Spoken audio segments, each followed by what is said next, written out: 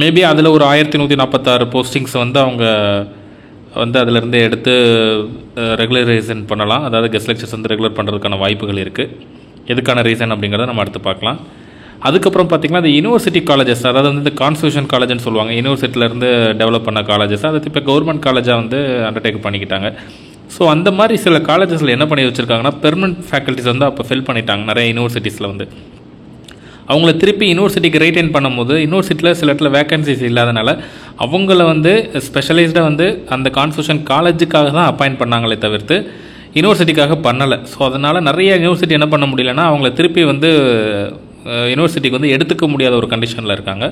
சில யூனிவர்சிட்டி வந்து வேக்கன்சிஸ் தான் எடுத்துக்கலாம் அப்படிங்கிற மாதிரி இருக்கிறனால ஸோ ரெண்டு பக்கமும் குழப்ப வேண்டாம் அப்படின்னு சொல்லிட்டு அதை கவர்மெண்ட் காலேஜுக்கிட்டே கொடுத்துருவோம். காலேஜ் எப்படி கொடுத்தோமோ அதே மாதிரி அந்த ஃபேக்கல்ட்டிஸையும் கவர்மெண்ட் ஃபேக்கல்ட்டிஸை வந்து கன்வெர்ட் பண்ணிக்கலாம் அப்படிங்கிற மாதிரி சில கோரிக்கைகள் வந்து கொடுத்துக்கிட்டு இருந்தாங்க. ரெண்டு விதமாக கோரிக்கையே நடந்துகிட்டு இருந்தது. சில பேர் சில யூனிவர்சிட்டியில் இருக்கிறவங்க எங்களை யூனிவர்சிட்டிக்கு திருப்பி ரிட்டர்ன் பண்ண சொல்லுங்கன்னு சொல்லியிருந்தாங்க.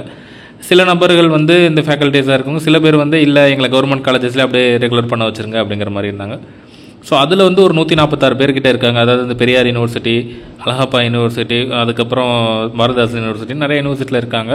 ஸோ அந்த விஷயங்கள்லாம் உங்களுக்கு தெரியும். அதில் ஒரு 146 பேர் இருக்காங்க. ஸோ அவங்களையும் திருப்பி இதில் வந்து இந்த கவர்மெண்ட் காலேஜோட அடாப்ட் பண்ணுறதுக்கான வாய்ப்புகள் இருக்குது. ஸோ இப்படி நம்ம பார்த்தோன்னா கிட்டத்தட்ட ஒரு 4000 வேக்கன்சி இதில் காமிச்சிருவாங்களோ அப்படிங்கிற மாதிரி தான் நம்மளுக்கு ஒரு டவுட் இருக்குது. பட் இதெல்லாம் ஏன் நடக்குது அப்படின்னா, தேர்தல் வந்தால் எல்லா விஷயங்களும் வந்து எப்படியோ நடந்தே தீரும் அப்படிங்கிறத நம்ம படித்த எல்லோரும் தெரிஞ்சுக்கலாம். மற்றவங்களுக்கு தெரியுதோ இல்லையோ, இந்த உயர்கல்வியை படிச்சிருக்கிறவங்களுக்கு தெரியும் எலெக்ஷன் வந்தால் என்னென்ன வேலைகள் நடக்கும் அப்படிங்கிறதுக்கு. அதுக்காக தான் இந்த வேலைகள் நடக்குது. So college TRB examination, direct ரெக்ரூட்மெண்ட்னாலே ஆக்சுவலாக எக்ஸாமினேஷன் பேட்டர்ன் தான்.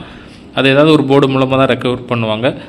ஏன்னா அவங்க டைரெக்டாக சொல்லியிருந்தலாம் பணி நிரந்தரம் செய்யப்படுவார்கள் அப்படின்னு சொல்லியிருந்தால் தான் நம்ம வந்து அப்படி சொல்ல முடியும். பட் இவங்க டைரக்ட் ரெக்ரூட்மெண்ட் சொல்லியிருக்காங்க. அந்த டைரக்ட் ரெக்ரூட்மெண்ட்டில் ஒரு 2 விதமான கொஸ்டின்ஸ் இருக்கும். ஒன்று எக்ஸாமா, இல்லைனா 2019 ரெகுலேஷன்ஸ் பிரகாரம் பண்ணுவாங்களான்னு. அதிகப்படியாக எக்ஸாம் நடத்துறதுக்கான வாய்ப்புகள் தான் இருக்குது. டைரக்ட் ரெக்ரூட்மெண்ட்டில் வந்து 2019 ரெகுலேஷன்ஸில் ஃபாலோ பண்ணி அப்பாயின்ட் பண்ணுவாங்கன்னா அது வந்து நம்மளுக்கு கொஞ்சம் டவுட்டு தான், எக்ஸாக்டாக சொல்ல முடியாது. பட் இருந்தாலும் வெயிட் பண்ணலாம் என்ன நடக்குது அப்படிங்கிற மாதிரி. நல்லா தெரிஞ்சுக்கலாம். எல்லாமே எலெக்ஷன் பேஸு தான். இப்போ இவங்க எக்ஸாம் நடத்தி இந்த எலெக்ஷன் முடிகிறதுக்குள்ளே இதை பண்ண முடியுமானா கண்டிப்பாக பண்ண முடியாது.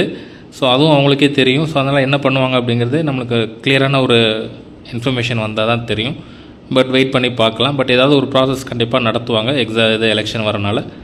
இது போக ஸோ இந்த விஷயம் தெரிஞ்சுங்க, உயர்கல்வித்துறை சீரழித்து கொண்டிருக்கும் குற்றிலிருந்து திமுக தப்பவே முடியாது. இது வந்து ஒரு முக்கியமான அறிக்கையாக கொடுத்துருப்பார். ஸோ என்ன விஷயங்கள் சொல்லியிருக்காருன்னு லைட்டாக பாருங்கள்.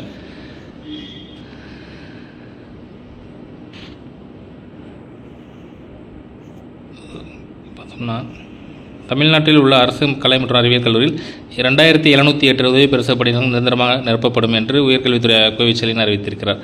அரசு கலை அறிவியல் உதவி பேராசிரியர் பணிக்கான காலி இடங்கள் எண்ணிக்கை 10,000, கிட்டத்தட்ட ஒரு 9,000 8,000 போஸ்டிங் கிட்ட இப்போ கெஸ்ட் லெக்சர்ஸ் வேலை பார்க்குறாங்க. 7,300 பேர் ஒர்க் பண்ணுறாங்க. இப்போ அது போக திருப்பி ஒரு 881 பேர் எடுக்கிறாங்க. ஒரு 8,000 போஸ்ட்டுக்கு மேலே ஒர்க் பண்ணுறாங்க. இது போக யூனிவர்சிட்டிஸில் இருக்கிற காலேஜஸில் ஒரு 1000 பேருக்கு மேலே ஒர்க் பண்ணுறாங்க. இது போக பிடிஏ அப்படிங்கிற ஒரு ஸ்கேலில் ஒரு 1000 பேர் ஒர்க் பண்ணுறாங்க யூனிவர்சிட்டி அண்ட் கவர்மெண்ட் காலேஜஸில். கிட்டத்தட்ட ஒரு 10,000 வேக்கன்சிஸ் வந்து தமிழ்நாட்டில் வந்து காலேஜஸில் இருக்க தான் செய்யுது. அது இல்லைன்னு சொல்ல முடியாது. ஸோ அது கண்டிப்பாக இருக்க தான் செய்யுது. திமுக ஆட்சிக்கு வந்த பிறகு கடந்த 4 ஆண்டுகளாக ஸோ இந்த விஷயத்தை கண்டிப்பாக பார்க்கணும். இந்த ஒரு கவர்மெண்ட் வந்து ஒரு டிசிஷன் எடுத்து அதை வந்து ஒரு ஜஸ்ட் ஒரு அப்பாயின்மெண்ட் பண்ணுறதை, ஒரு காலேஜ் அப்பாயின்மெண்ட் பண்ணுறதில் எவ்வளோ வருஷங்கள் எடுத்துருக்காங்கன்னு பார்த்தீங்கன்னா கிட்டத்தட்ட ஒரு 4.5 வருஷம் வந்து முடிச்சுட்டாங்க. ஆல்மோஸ்ட் 4.5 சொல்லக்கூடாது, அதை விட கூடவே போயிருக்கும். ஒரு 6 மந்த் எக்ஸாக்டாக இருக்குது அப்படிங்கிறத மாதிரி பார்த்துக்கலாம். ஒரே ஒரு உதவி பேராசிரியர் பணியிடம் கூட நிரப்பப்படவில்லை. அதனால் அரசு கலை மற்றும் அறிவியல் கல்லூரிகளில் கல்வித்தரம் சீரழிந்திருக்கிறது. அரசு கலைக்கல்லூரிகளுக்கான மாணவர் சேர்க்கை செப்டம்பர் மாதம் வரை நீடிக்கப்பட்ட போதிலும் அவற்றில் சேர மாணவர்கள் தயாராக இல்லை என்பதுதான். அதனால் 25% இடங்கள் இன்னும் காலியாக கிடைக்கின்றது என்பதுதான் அரசு கல்லூரிகளுக்கு அவ்வளோ நிலையாகும். இது கண்டிப்பாக உண்மை தான். நிறைய கவர்மெண்ட் காலேஜஸில் வந்து ஸ்டூடெண்ட்ஸோட ஸ்ட்ரென்த் வந்து ரொம்ப குறைஞ்சிருக்கு. ஸ்பெஷலாக பிஜி ஸ்டூடெண்ட்ஸோட ஸ்ட்ரென்த் வந்து ரொம்ப குறைஞ்சிருக்கு. வேலை வாய்ப்புகள் குறைஞ்சனால இந்த மாதிரி காலேஜை வந்து புதுசாக ஓப்பன் பண்ணனால அடுத்த தலைமுறைக்கான வேலை வாய்ப்புகள் ரொம்ப குறைஞ்சனால இந்த மாதிரி ஒரு நிலைமை வந்து ஏற்பட்டுக்கிட்டு இருக்குது அப்படிங்கிறத நம்ம சொல்லணும். தமிழ்நாட்டில் உயர்கல்வித்துறை மீண்டும் சீரழித்து குற்றத்திலிருந்து திமுக அரசு தப்பவே முடியாது. தமிழக உயர்கல்வித்துறையில் நலனில் தமிழக முதலமைச்சருக்கு அக்கறை இருந்தால் அரசு கல்லூரியில் காலியாக உள்ள சுமார் 10,000 பணியிடங்களை நிரப்ப வேண்டும். அதில் பல்கலைக்கழக மானியக்குழுவால் நிர்ணயிக்கப்பட்ட கல்வித் தகுதி கொண்ட கௌரவ விரிவாளர்களுக்கு உரிய பிரதிநிதித்துவம் அளிக்க வேண்டும் அப்படின்னு சொல்லியிருக்காரு. ஓகே, ஸோ இந்த மாதிரி எலெக்ஷன் வரனால ஏதாவது ஒரு விஷயத்தை பண்ணுவோம் அப்படிங்கிறதுக்காக பண்ண மாதிரி தான் தெரியுதே தவிர, இது ஆல்ரெடி பல வருஷங்களாக 4.5 வருஷமாக சொல்லிகிட்டு இருக்க விஷயம் தான். அது 4000 பணியிடங்கள் கூடிய விரைவில் நிரப்பப்படும், 4000 பணியிடங்களுக்கான பாடத்திட்டம் தயார் நிலைப்பட்டது, 4000 பணியிடங்களுக்கான தேர்வுக்கான அந்த கொஸ்டின் பேப்பர் செட்டிங் நடந்து வருகிறது, 4000 பணியிடங்களுக்கான அப்படின்னு வருஷம் ஃபுல்லாக சொல்லி இப்போ கடைசியாக 6 மாதம் கொண்டு வந்துட்டாங்க. இப்போ கடைசியாக கொண்டு வந்து 2700ன்னு சொல்கிறாங்க.